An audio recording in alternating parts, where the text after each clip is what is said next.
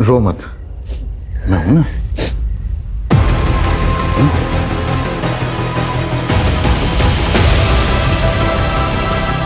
Sir ये क्या कर रहे हैं आप? क्या?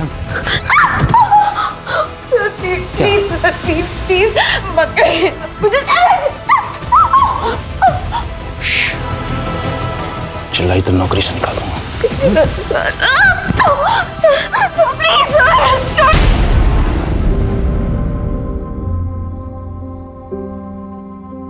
मंजू, ये कितना गीला पोछा लगा रही है? लादी कब सूखेगी?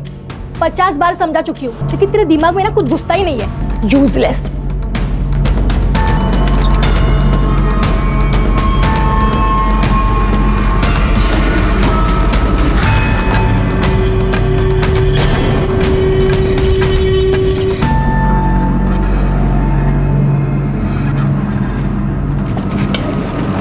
क्या देख रही है?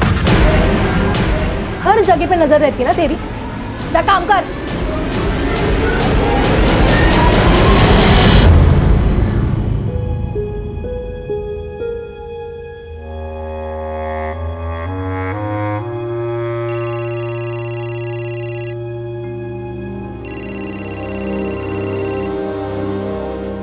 किशोर, ताई का फोन है। कैसी है बेटा? मैं ठीक हूँ आई। पैसे मिल गए थे ना? एकदम सही समय पर। किशोर का सिलेंडर बस खत्म ही होने वाला था। क्या? तो किशोर ठीक है ना अभी?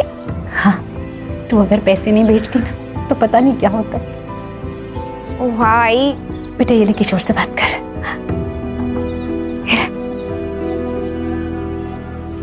ताई, अब मुझसे मिले कब आओगे? जल्दी आ जाऊंगी। तू ठीक हो जा, फिर मैं तुझे हवाई जहाज में ले चलूंगी। प्रॉमिस? प्रॉमिस। आई, मैं बाद में बात करती हूँ, मुझे लेट हो रहा है।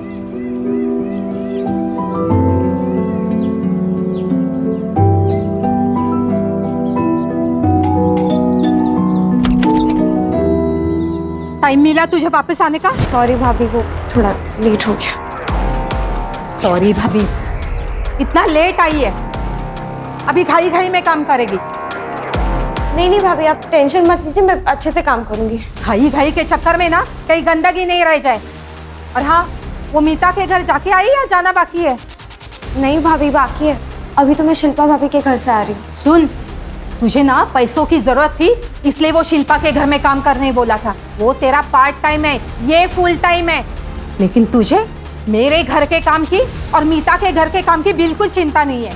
बेटा की घाई घाई में काम करती है।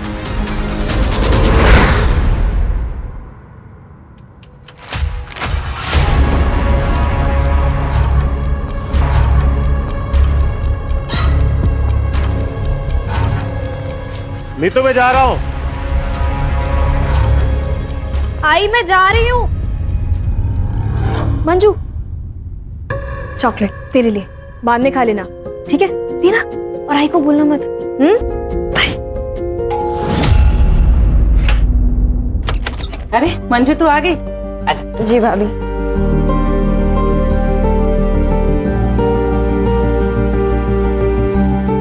और नाश्ता किया मंजू तूने? नहीं भाभी। भूखे पेट काम करेगी तो ताकत कहाँ से आएगी तुझे? चलो, मैंने पोहे बनाए, जल्दी जल्दी पोहे खा लो। अरे नहीं भाभी, रहने दीजिए, वैसे भी आज बहुत काम है। अरे खा लो। नहीं भाभी, मैं कह रही हूँ ना। चलो रख दो वो काम वहाँ पे।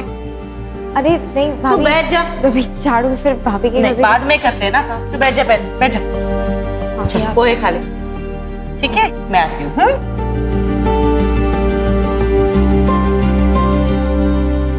मम्मा, मेरी प्रोजेक्ट फाइल नहीं मिल रही है, आपने देखी क्या? दीदी एक मिनट, मैं ढूंढ देती हूँ। You eat, sweetheart. I'll find it. ये रही तुम्हारी प्रोजेक्ट फाइल। मैंने कल ही मंदिर में रखी थी, तुम्हें अच्छे मार्क्स आए ना, इसीलिए। मम्मा, आपका ही अंधविश्वास भी ना। आर्या, Yes. बेटा ready? Yes, yes. Come on, I will drop you to your college. Okay. Bye, मम्मा. बाय बेटा। Bye, bye, Manju.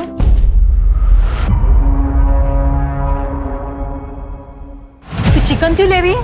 वो मैं जब बना रही थी तो आपने इसे साइड में रखा था, तो मुझे लगा मिले होगा। तू कोई महारानी है क्या?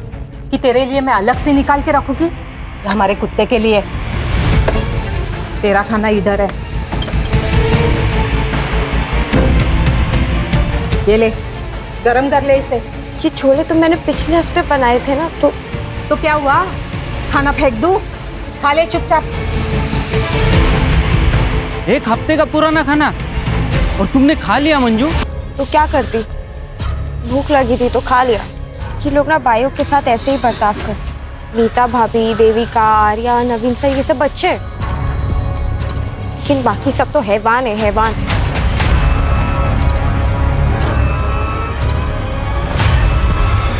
मंजू क्या करे उधर? घर आके कुछ काम ही कर ले। क्या चक्कर क्या चल रहा है वो वॉचमैन देवेंद्र के साथ? सुन, अगर पेट से हो गई ना तो घर से बाहर फेंक दूंगी तुझे। नहीं भाभी, आप जैसा सोचो ऐसा कुछ नहीं है। अब मुंह बंद कर, जल्दी जाके सब्जियां लेके आ।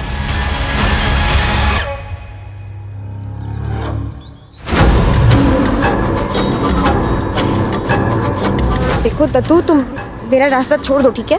ए, ज्यादा नाटक मत कर। अभी झाड़ियों में लेके जाऊंगा और अपनी मनमानी करूंगा, समझी क्या? क्या बकवास कर रहा तू? तेरे को बकवास लगता है? हाँ, बकवास लगता है? तू ऐसे नहीं मानेगी।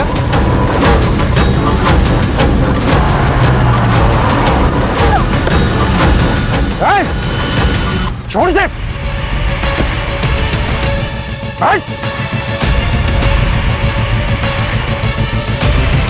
तो ठीक तो ना मंजू? मंजू, छोड़ूंगा नहीं मैं तुझे। चल घर चल, चल चल चल।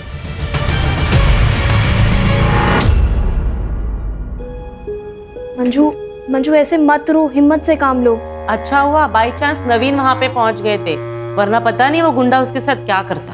इतनी सारी मेड्स है जो काम करने बाहर जाती है, उन्हें तो कोई नहीं छेड़ता। सारे आशिक इसके ही पीछे लगे पड़े। तूने उकसाया होगा ना उसे। यार बस करो ना। बस सारी गलती मेरी ही दिखती तुम्हें। मंजू एक काम कर, तू उठ, अंदर जाके आराम कर। हाँ आराम कर जाके, सारे काम मैं करने बैठी हूँ इधर।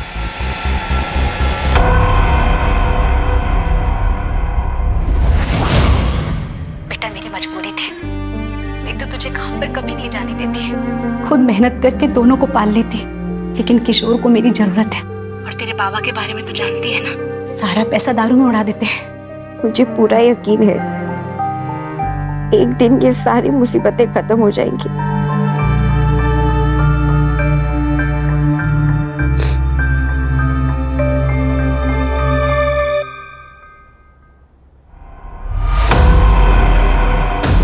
तूने अभी बेडरूम साफ किया ना? हाँ दीदी, मैंने अच्छे से साफ किया है। हाँ, और कबर्ड भी। तेरी नजर थी ना पैसों पे, पूरे 5,000 रुपए गायब हुए। कहाँ पे गए पैसे? नहीं दीदी, मुझे इस बारे में कुछ नहीं पता है। पैसे कहाँ पे बता मुझे? मुझे नहीं पता। दीदी आराम से पहले आप शांत हो जाइए। मैं क्या कह रहा हूँ, आप एक बार फिर से चेक कर लीजिए, क्योंकि मुझे नहीं लगता कि मंजू ने ऐसा कुछ किया होगा। नहीं सत्यम, मुझे पूरा यकीन है कि ये इसी का किया धरा है। नहीं दीदी, मुझे सच में नहीं पता। नहीं पता? तुम्हारी पर्स कहाँ पे? एक मिनट भैया, मैंने सच में नहीं लिए पैसे। अभी पता चल दीदी, मैंने नहीं लिए। मैंने ये क्या? सत्यम, पुलिस को फोन लगाओ। दीदी, पुलिस नहीं, माफ कर दीजिए दीदी, मुझे पैसों की जरूरत, मैं चोर रही हूँ। ये सब नौटंकी ना मेरे सामने नहीं चलेगी, समझी? दीदी मैं क्या कह रहा हूँ, वैसे भी पहली बार गलती की है इसने, तो मैं सोच रहा हूँ कि इसे इस बार वार्निंग देकर छोड़ देते हैं। लेकिन ये पहली और आखिरी वार्निंग है। आइंदा से ऐसे कुछ किया ना तो सीधा जेल भेज दूंगी।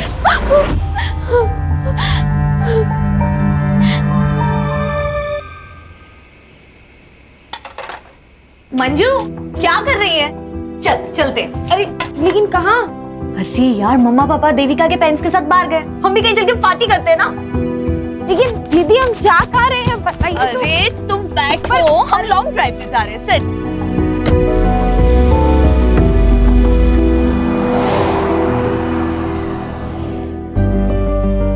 हाय, कम।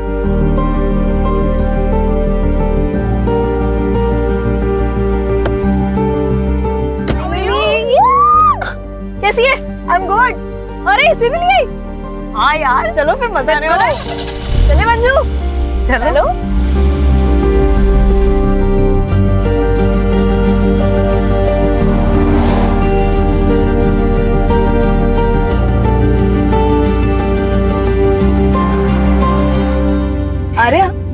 हाँ से ना।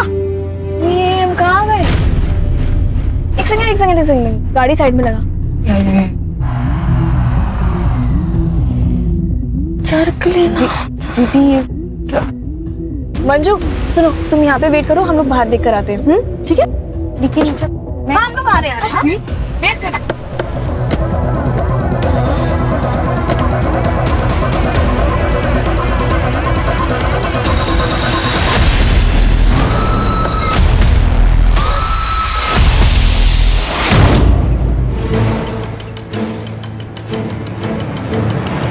अरे तू अब तक मीता के घर काम करने गई नहीं?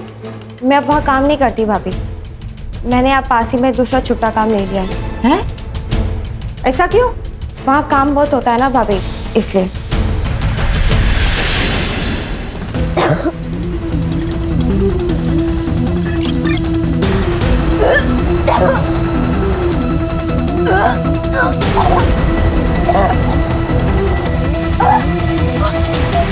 किसका पाप है तेरे पेट में? किसका पाप है? उस वॉचमैन का ना। बोलती क्यों नहीं? चिल्ला क्यों रही है? तो मंजू रो क्यों रही है? अपने कर्मों का भुगत रही है पेट से महारानी। क्या? मंजू बता, बच्चे के बाप कौन है? बता। ना बताना ना बताए, वैसे भी हम कौन सा इस पाप को अपने घर पालेंगे। सामान बांध और निकल मेरे घर से। चल भाभी, निकल भाभी।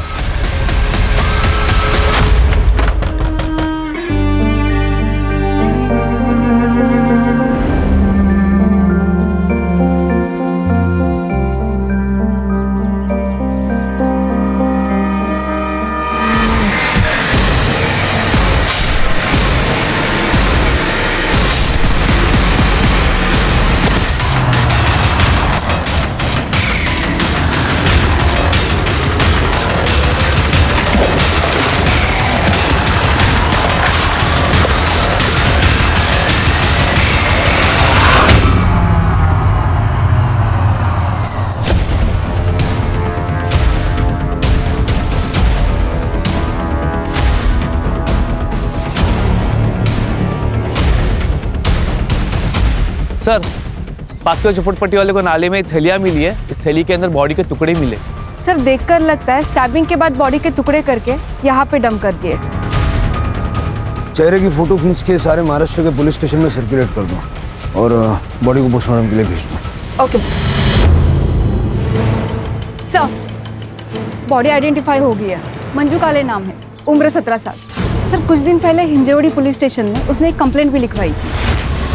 सर मंजू घर में काम करने वाली बाई थी सर। उसने शिल्पा माथुर और उसके भाई सत्यम राठी के खिलाफ कंप्लेंट की थी कि वो उनको सैलरी नहीं दे रहे। और उनका क्या कहना है? सर शिल्पा का ये कहना है कि मंजू ने उनके घर पे चोरी की थी। मंजू को उन्होंने रंगे हाथों पकड़ा भी था, इसलिए उसको बाद में नौकरी से निकाल दिया। ठीक है, ओके सर। सिर्फ शिल्पा और उसके भाई को बुला लो। सर चोर थी वो। पहली बार मैंने उसे रंगे हाथों पकड़ा था। 5,000 रुपए निकले थे उसके पर्स से, लेकिन तब मैंने उसे वार्निंग देके छोड़ दिया। लेकिन कुछ दिनों बाद फिर से मैंने उसे 3,000 रुपए के साथ रंगे हाथों पकड़ा। फिर मैंने डिसाइड कर लिया कि उसे नौकरी से निकालना होगा। उस पर तरस खा के मैंने काम पे रखा था। 1 नंबर की कामचोर थी वो, काम पे कम और घर के बाकी सामानों पे ज्यादा नजर थी उसकी। और तो और सर थोड़ी मूडी भी थी। इन लोगों को बस मुफ्त का पैसा चाहिए होता है। वैसे तो मंजू मेनली नवीन और बलराज के घर पे काम करती थी, पर उसे पैसों की बहुत ज़रूरत थी, इसलिए मैंने उसे पार्ट टाइम जॉब पे रख दिया था। पर मुझे क्या पता था कि वो हमारे घर पे ही चोरी करेगी। गणेश भाई सर, मंजू जहाँ जहाँ काम करती थी ना, वहाँ के एड्रेस जरा लिखवा दीजिए।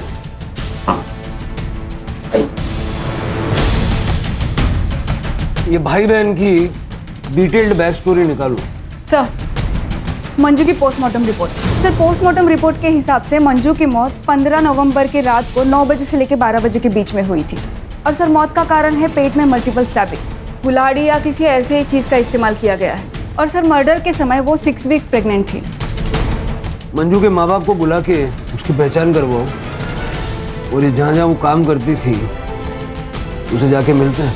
ठीक है सर हमें नहीं पता पिछले 1 महीने में उसके साथ क्या चल रहा था। हाँ सर, हमारे यहाँ पे उसने काम करना बंद कर दिया था। और वो नीतू उसके पास तो वो काम करती थी। नीतू हमारे यहीं पे बगल में रहती है सर। हमारे फैमिली फ्रेंड्स हैं वो। तो उसने आपके घर से काम क्यों छोड़ दिया? पता नहीं सर, हम तो उसके साथ बहुत अच्छे से व्यवहार करते थे। इनफैक्ट मैंने उससे कारण भी पूछा, पर उसने कुछ भी नहीं बताया। आपको पता था मंजू प्रेग्नेंट थी? नहीं सर, मुझे तो पता ही नहीं था। मुझे तो तब पता चला जब नीतू ने उसको काम से निकाला। प्रेग्नेंट थी वो, और बता भी नहीं रही थी कि बच्चा किसका है। हमारे घर में जवान बेटी है, उस पर क्या असर पड़ता, इसलिए मुझे उसे काम से निकालना पड़ा। मंजू ने आपको बताया था वो कहाँ जा रही है? अपने गांव अंबेगांव जाने वाली थी वो, अब 1 हफ्ते पहले, है ना? हाँ। आपको पता मंजू का रिलेशन किसके साथ था? मेरा मतलब है उसके बच्चे का बाप कौन होगा? मुझे पक्का यकीन है वो हमारा वॉचमैन ही है। देवेंद्र नाम था उसका। घंटों बातें करते रहते थे वो। एक दिन तो मैंने देखा था मंजू के गले में हाथ डाल के खड़ा था वो। मंजू, अंदर आ जा, क्या करे उधर? हमारा शक तो तब गहरा हुआ जब मंजू के जाने के अगले दिन ही देवेंद्र ने भी काम पे आना बंद कर दिया। उसने सोसाइटी के सेक्रेटरी को बताया कि उसे कहीं और जॉब मिल गई है। मंजू की किसी के साथ कोई दुश्मनी, लड़ाई झगड़ा ऐसा कुछ था? नहीं सर, उसकी तो किसी से भी कोई बातचीत नहीं थी। वो तो अपने आप में ही रहती थी। ये वॉचमैन का क्या नाम बताया आपने? देवेंद्र यादव। उसका नंबर दे दीजिए। सर, देवेंद्र यादव ने बताया कि वो सातारा में जॉब करता है। उसने कहा कि कल वो थाने आ जाएगा। और सर, ये शिल्पा के भाई सत्यम को जुए की लत है। इसने बहुत सारे लोगों से पैसे भी उधार ले रखे हैं। इतना ही नहीं, इसने बहुत सारे लोगों से मारपीट भी की है। मतलब हो सकता है कि पैसों का जोल सत्यम ने किया और इल्जाम मंजू पे डाल दिया। लेके आओ इस सत्यम को। तो तूने शिल्पा से पैसे नहीं चुराया? सर वो मैंने कहा ना सर, मैंने कोई पैसे नहीं लिए सर। चोरी तो मंजू ने की थी सर। तो फिर मटके वालों को 10,000 कहाँ से दिए? कहाँ से दिया 10,000?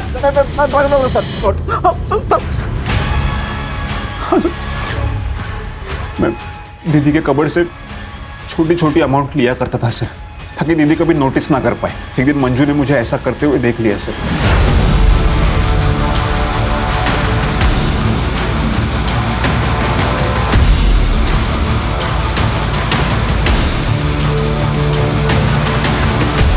अगर दीदी को कुछ भी बताने की कोशिश भी की ना तो जान से मार दूंगा। वो मटके वाले लोग मेरे पीछे पड़े थे सर कि मुझे उनके पैसे देने थे। इसलिए सर एक दिन मैंने सीधे 5,000 रुपये निकाल लिए और फिर दीदी को शक हो गया ना, इसलिए मैंने वो पैसे फिर से मंजू की पर्स में रख दिए और फिर दीदी को मंजू की पर्स से वो पैसे मिल गए सर। फिर भी मैंने दीदी से कहा था सर मंजू को एक और मौका देने के लिए। बोला बनता है। इसका डीएनए सैंपल लो और शहर से बाहर जाना नहीं, अच्छे बच्चे की तरह घर में रहना। चल इसका सीडीआर और लोकेशन निकल लो। देखो 15 नवंबर की रात को था। सर, मंजू के घर वाले आए, उन्होंने बॉडी आइडेंटिफाई कर ली। मंजू हमारी पहली और आखिरी उम्मीद थी साहब, तो वो भी चली गई। हमारी बच्ची कभी घर पहुंची ही नहीं। आपको पता है आपकी बेटी 6 वीक से प्रेग्नेंट थी? या उस बच्चे का बाप कौन था? क्योंकि नवीन और बलराज की फैमिली का कहना है कि मंजू को भी नहीं पता था कि उस बच्चे का बाप कौन था। झूठे है सबके सब। मंजू को मालूम था, तभी तो उसे सुनसान जगह ले जाकर तमंचा दिखाकर उसका बलात्कार करवाया गया। मेरी बच्ची की जिंदगी को बर्बाद कर दिया। आपको यकीन है कि ऐसे ही हुआ था? कैसी बात कर रहे हैं साहब? आप खुद भी सोचिए ना साहब, कोई भी माँ बाप अपनी बच्ची के बारे में जानबूझकर ऐसी बात करेगा? साहब, हम दोनों वहाँ बात करने भी गए थे उनसे, जब मंजू ने हमें बताया। बहुत हो गया, झूठा इल्जाम मत लगाना हमारे ऊपर। और हमारी बच्ची झूठ क्यों बोलेगी? हम लोग का साथ देने के बजाय तुम लोग हमें झूठा बोलते हो। लेकिन हम ऐसा क्यों करेंगे? Rape on gun point? Manju, झूठ मत बोल। Tell them truth. गलत सकते ये दोनों ने मेरे साथ गलत काम किया है। अरे किया होगा तभी तो बोल रही है ना। उन दोनों लड़कियों ने अपनी गलती मानने से इनकार कर दिया और उनके घर वालों ने मामले को रफा दफा करने के लिए मंजू को हर महीने 25,000 देने का वादा किया। आई बाबा मुझे घर ले चलो ना, मुझे यहाँ काम नहीं करना है। हम जाके पुलिस कंप्लेन कर देते हैं ना। तूने सुना नहीं क्या कहा उन्होंने? 25,000 रुपए महीना। किशोर को ठीक करना है या नहीं? बेटा बाबा एकदम ठीक कह रहे हैं, मैं तुझे घर ले जाती, लेकिन अगर किशोर को ठीक करना है ना तो तुझे काम करना पड़ेगा। मजबूरी है हमारी। मान जा। वो आखिरी बार था जब मैंने अपनी बच्ची को गले से लगाया और दत्तू तो उसे पहले से ही परेशान कर रहा था। ये दत्तू कौन है? एक आवारा लड़का ऐसा है उसी एरिया का, जो जब भी घर से बाहर निकलती थी उसे छेड़ता था। एक बार तो नवीन साहब ने भी बचाया। तो आपने पुलिस कंप्लेंट नहीं की? मंजू करना चाहती थी साहब, लेकिन बदनामी के डर से मैंने उसे रोक दिया कि कहीं काम न चला जाए। जब पता नहीं मंजू चली गई, अब हमारा क्या होगा? मेरे को तो डर है साहब कि मेरा किशोर भी मेरे को छोड़ के चला जाएगा। बिलीव मी सर, मंजू बहुत हार्ड वर्किंग थी, उसके लिए बुरा लगता था, इसलिए मैं और देविका उसे घुमाने लेके गए थे ताकि उसे अच्छा लगे। फैक्ट सर, वो तो हमारे साथ एंजॉय भी बहुत कर रही थी सर। उसके बाद देखा कि हम लोग रास्ता भटक गए, फिर हम किसी से रास्ता पूछने के लिए भी उतरे। सामने एक छोटा सा स्टॉल था, फिर खाने पीने के लिए हम लोग सामान लेकर आए। देखा मंजू बहुत रो रही है और उसने कहा कि उसके साथ किसी लड़के ने ज़बरदस्ती करने की कोशिश की, और पता नहीं सर वो हमें ब्लेम करने लगी और ये बोल के कि हमने गन पॉइंट पे रख के उसका रेप करवाया, जबकि सर उस वक्त हम वहाँ थे भी नहीं। एक्जैक्टली सर, और पूरे रास्ते हम उससे पूछते रहे कि कौन था, किसने किया, पर सर वो हमें ब्लेम किए जा रही थी। और तो और सर, घर जाने के बाद तो बहुत बड़ा बवाल हुआ। हमारे पेरेंट्स हमसे ही झगड़ने लगे और हम पे ब्लेम करने लगे। सर उस दिन बहुत गर्मा गर्म, इसलिए हम लोगों ने डिसाइड किया कि हम मंजू की सैलरी डबल कर दें ताकि हमारे परिवार और हमारी बच्चियों को कोई प्रॉब्लम हो। सर तब जाके उसके पेरेंट्स माने। सर उनका तो पूरा प्लान था हमसे पैसे ऐंठने का। वो उनका बेटा पता नहीं बीमार है भी या नहीं, पूरा खानदान झूठा है सर। सर आपको क्या लगता है, क्या सच है? देखो, इस वक्त कौन सच बोल रहा है कौन झूठ बोल रहा है ये बता पाना मुश्किल है। इस सारे परिवारों की छोटी से छोटी डिटेल निकालो। ये ठाकुर और विर्क फैमिली के बारे में कुछ बता सकती हो? हाँ मैडम, ये हर फंक्शन में तो ये लोग सबसे अच्छे से बात करते हैं, लेकिन नीतू और मीता बहुत अच्छे दोस्त भी हैं। जैसे उनके पति की आपस में दोनों की दोस्ती है, और हाँ वो दोनों आपस में बिजनेस पार्टनर भी हैं मैडम। मीता थोड़ा सा खराब बोलती है लेकिन सबसे सही रहती है, लेकिन वो जो नीतू है ना, वो ना थोड़ी नकचड़ी है मैडम। पता नहीं कहाँ की महारानी समझती है अपने आप को।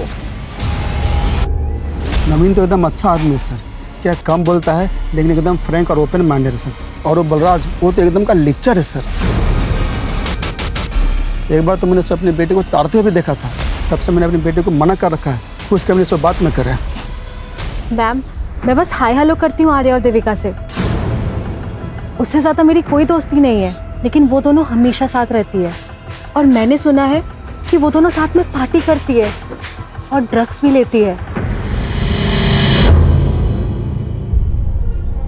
आ गए आप लोग। किशोर को मैंने खाना खिलाने की बहुत कोशिश की, जरा सा ही खाया उसने। आप खिला देना। ठीक है।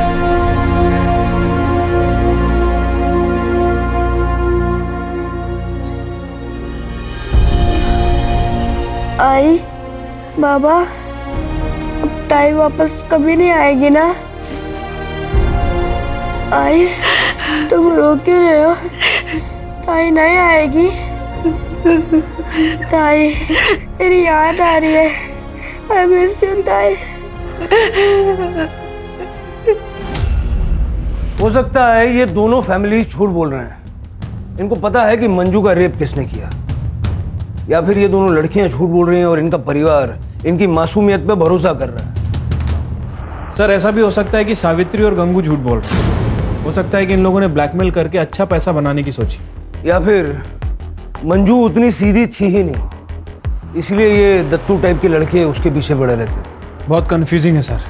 दत्तू मिला क्या?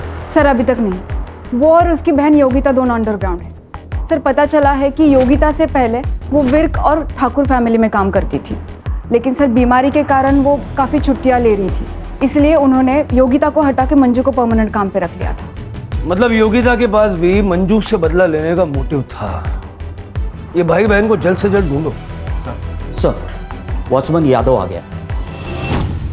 ऐसा कुछ भी नहीं था साहब, आप भी उन लोगों की तरह गलत समझ रहे हो सर। वो मेरी बहन जैसी थी। बहन, मुंह बोली बहन, ये सब बहाने बहुत फालतू लगते हैं। बात समझ में आ रही है? सर कसम खा के कहता हूँ साहब, उसको मैं बहन मानता था। उसके जाते ही तूने जॉब क्यों छोड़ी? सातारा में अच्छी जॉब मिल गई थी और पेमेंट भी अच्छी थी, इसलिए मैंने वो जॉब छोड़ दी। और साहब ये तो इत्तेफाक था कि मंजू ने और मैंने साथ में जॉब छोड़ी। साहब जाते वक्त मंजू ने मुझे बाय भी नहीं किया। मंजू का मर्डर हो गया है और तुझे बाय की पड़ी। हाँ? नीतू विर्क ने बताया कि मंजू की प्रेगनेंसी का जिम्मेदार तू है। क्या? अब ये मत बोलना कि तुझे पता नहीं था मंजू प्रेग्नेंट थी। नहीं साहब, मुझे पता था। नीतू मैम ने मुझसे बात की थी जब उनको पता चला कि मंजू प्रेग्नेंट थी। सच बता यादव, तूने ही मंजू को प्रेग्नेंट किया है ना? नहीं मैम साहब, वो मेरी बहन जैसी है, पर मुझे पता है वो किसकी वजह से प्रेग्नेंट है। किसकी वजह से? नवीन साहब। मैडम 1 महीने पहले नवीन साहब ने उसके साथ रेप किया था और इसी वजह से मंजू ने उनके घर का काम छोड़ दिया था। ये बात मुझे खुद मंजू ने बताई थी। भाई यादव, मानना पड़ेगा, कहानियाँ बहुत अच्छी सुनाता है, लेकिन पुलिस के आगे कहानी सुनाने पे तालियां नहीं तमाचे मिलते हैं। कसम खा के कहता हूँ साहब, मुझे ये बात मंजू ने बताई थी। मुझे मंजू पे पूरा भरोसा था। वो बहुत खुददार और प्यारी लड़की थी साहब। वो अपने परिवार के लिए दिन रात काम करती थी। उसको अच्छी जिंदगी मिलनी चाहिए थी साहब। उसके खुली को मत छोड़ना। याचा DNA सॅम्पल घेऊन मग याला पाठवा जा। तो यादव सच बोल रहा है ना, या झूठ? देवेंद्र ने मुझे बताया था कि नवीन ने मंजू का रेप किया था। मैंने ये बात मीता को भी बताई थी और बाद में मेरे हस्बैंड ने भी मुझे कंफर्म किया था। मतलब तुम भी ये बात पहले से जानते थे? जी सर, नवीन ने 1 महीने पहले ही मुझे बताया था। जिस रात मंजू ने लड़कियों पे इल्ज़ाम लगाया कि गन पॉइंट पे उसका रेप करवाया गया। क्या? तूने मंजू का रेप किया? हाँ यार, कल रात को मैं लेट घर पहुंचा था और मैंने थोड़ी सी ड्रिंक भी कर रखी थी। मंजू ने जब मुझे बताया कि किसी ने गन पॉइंट पे उसका रेप किया तो यार मैं अपने ऊपर कंट्रोल नहीं कर पाया। मैं आउट ऑफ कंट्रोल हो गया था। और सच बताऊं तो मुझे उसके ऊपर गुस्सा भी था यार। उसने बेवजह हमारी बच्चियों को इसमें घसीटा है। यार मैं तो सिर्फ कंसोल करने की कोशिश कर रहा था यार। बस बैठ, रो मत, मैं हूं ना।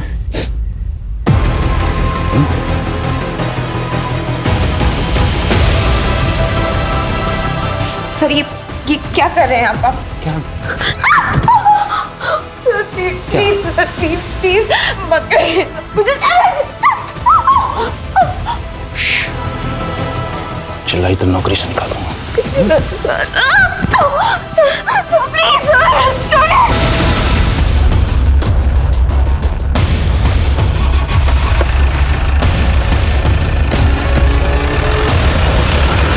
पता है, किसी के चेहरे पे तो जाना ही नहीं चाहिए। किसे पता था कि नवीन एक रेपिस्ट होगा? सर, दत्तू और उसकी बहन योगिता मिल गए हैं। गांव में छुपे हुए थे, कांस्टेबल जादव लेकर आ रहे हैं। सर, सत्यम राठी के इस लोकेशन हिसाब से 15 नवंबर की रात को वो अपने घर पे ही था और सर उसके DNA भी फीटस से मैच नहीं हुए हैं। ये यादव की DNA रिपोर्ट आई? सर वो अभी तक आए नहीं है और नवीन की DNA रिपोर्ट भी पेंडिंग है। फीटस का DNA से मैच होना बहुत इंपॉर्टेंट है नवीन से। हमें पता चला कि तुझे मंजू से प्रॉब्लम थी क्योंकि तेरे सारे काम वो ले रही थी और इसीलिए तूने उसका मर्डर कर दिया।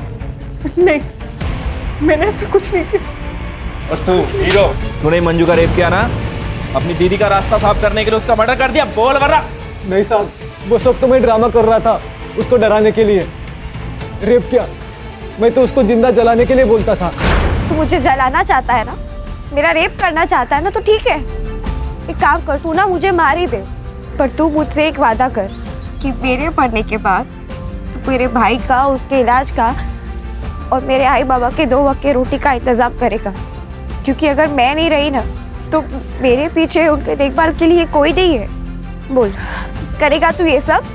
हाँ, मुझे मंजू से प्यार हो गया था। मैं 1-2 बार उसको मिलने के लिए गया था। मैं तुझे बहुत चाहता हूँ। शादी बनाएगी तू मेरे साथ? तुम मेरे बारे में कुछ जानते नहीं हो, तो फिर नहीं पता मेरे साथ क्या हुआ है। बहुत गलत हुआ है मेरे साथ। मुझे जानना भी नहीं है। वो जो उस दिन कार में जो हुआ था उसे भूल जा। क्या? तुम्हें कैसे पता कि उस दिन मेरे साथ? हाँ, ये जो मंजू ने इल्जाम लगाया था कि गन पॉइंट पे किसी ने उसका रेप किया, ये बात सच है? हाँ साहब, जिसने उसका रेप किया था वो ड्रग बेचता है। अच्छे से जानता है अपन उसको, दोस्त है मेरा। मैंने एक बार उसको मंजू के बारे में मेरे मन की फीलिंग्स को बताया था और उसको मैंने मंजू का फोटो भी दिखाया था। तब वो थोड़ा अलग ही बिहेव करने लगा। वो मेरे को बोला कि मैं मंजू के बारे में एक बार सोच लूं, क्योंकि उसको गन पॉइंट पे मंजू के साथ रेप करने के लिए फोर्स किया गया था। साहब, ये सुनकर मैं तो सदमे में चला गया। मैंने उसको पूछा, पर उसने नहीं बताया कि किसने उसको फोर्स किया। बोला कि वो कस्टमर था। कहाँ मिलेगा ये गोपी?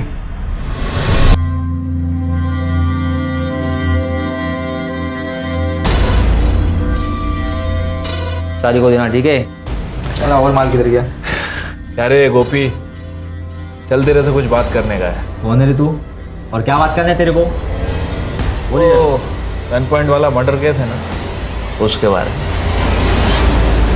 साहब, आर्या और देविका सिर्फ लेस्बियन ही नहीं बल्कि एक नंबर की नशेड़ी भी थी। बहुत एडजस्ट किया उन दोनों के वास्ते। अमाउंट बहुत ज़्यादा हो गया था।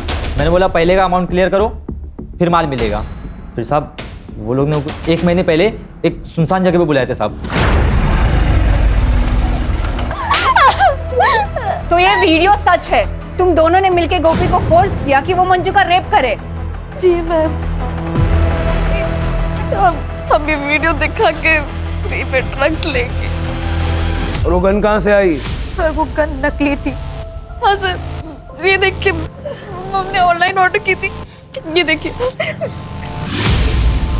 गन नकली थी सर।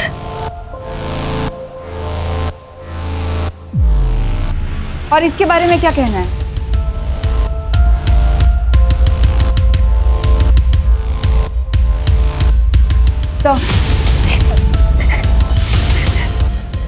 बच्चे क्या कर रहे हैं?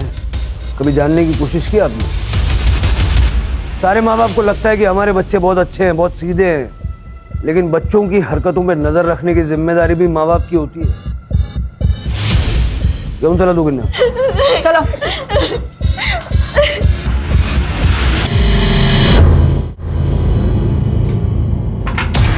क्या कर रही है? किशोर की दवाई के पैसे। तो मैं क्या करूं? मैं क्या करूं मतलब? क्या बोलने की कोशिश क्या कर रहे हो? अरे जाऊंगा मैं। तुम्हारी वजह से मेरी ताई चली गई। तुमने मेरी ताई को मार डाला। मास्क लगा बेटा, मास्क है, मास्क लगा। ऐसे नहीं बोलते बेटा, मास्क लगा, मास्क लगा, मास्क लगा, मास्क लगा।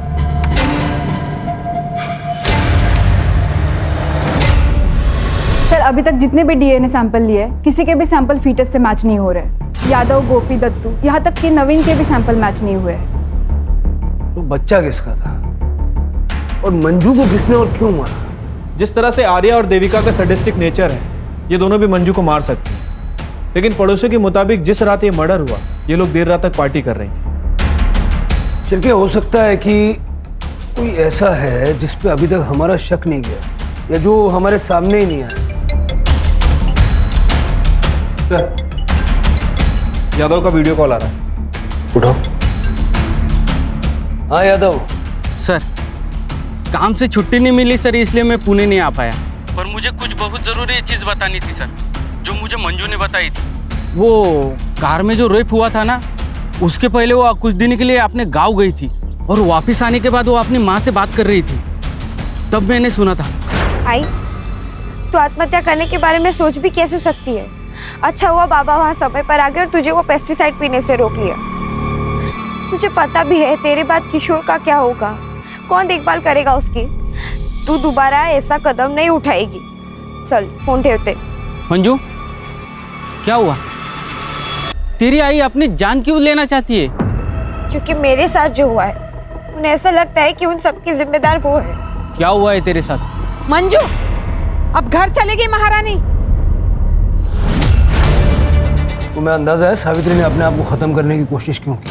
नहीं सर, इस बारे में हमारे बीच में कोई बात नहीं हुई सर, और मैं भूल भी गया था सर। ठीक है, thanks Yadav. Yes sir. Ambegaon चलने की तैयारी करो शिरके। सर। कंकु मेरा दूसरा पति है सर। 12 साल पहले नदी में डूबने की वजह से मंजू के बाबा की मौत हो गई थी। मंजू 5 साल की थी। 1 साल बाद मैंने कंगू से दूसरी शादी की, क्योंकि वो मंजू को अपनाने के लिए तैयार था। लेकिन 1 नंबर का बेवड़ा निकला कमीना। दारू और सेक्स के अलावा उसे और कुछ सोचता ही नहीं। किशोर के बाद ऑपरेशन करा लिया क्योंकि मुझे दूसरा बच्चा नहीं चाहिए था। 1 महीने पहले मंजू हमसे मिलने आई थी। मैं बाजार गई थी कुछ सामान लेने। जब लौटी तो देखा मंजू! मंजू! मंजू! मैं उसे संभाल नहीं पाई और अगले दिन वो काम पे चली गई। अब पति के खिलाफ पुलिस में रिपोर्ट तो नहीं कर सकती थी ना। फिर मुझे लगा कि मैंने अपनी बच्ची को धोखा दिया, इसलिए मैं जीना नहीं चाहती थी। लेकिन गंगू ने मुझे बचा लिया।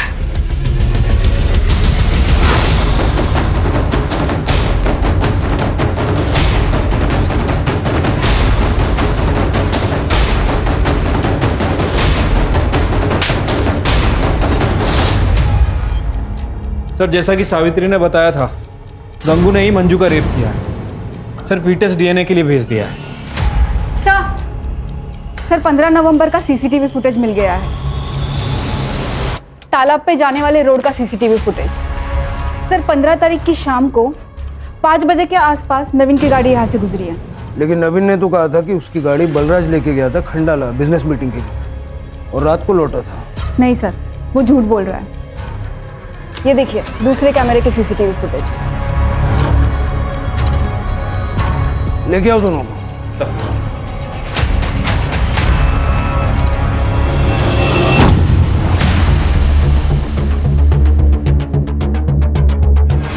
हाँ सर, मैंने ही शंकर को सुपारी दी थी मंजू को मारने की।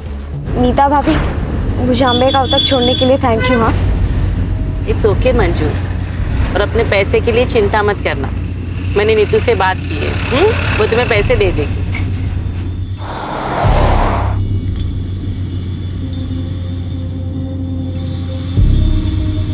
ये हम कहाँ जा रहे हैं? कि मेरे गांव का रास्ता तो नहीं, हम कहाँ जा रहे हैं? क्या हो गया? गाड़ी क्यों रोक दी?